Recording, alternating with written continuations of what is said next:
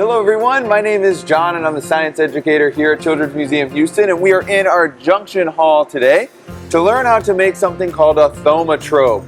It's a little animated drawing that you can do at home just with a straw, some markers, and just a blank sheet of paper. Now I already have a couple things printed out just to show you quickly how to do it. So on one side we have the bird, and on the other side we have a cage. And so you need, when you draw your picture, you want two different scenes. And so the one I'm going to show you how to make is I have a fish and then I have a fish bowl. And so after you have colored your two sides, you're going to take your straw and you're going to fold it over the straw. And then you're going to tape each side.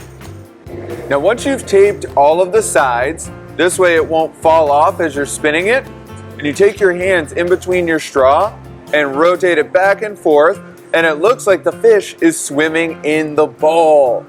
So hopefully you guys can try this out, because again, you only need a straw, some paper, and draw your favorite scene, and you'll be good to go to make your own thaumatrope. Hope you guys enjoyed, and we'll see you next time.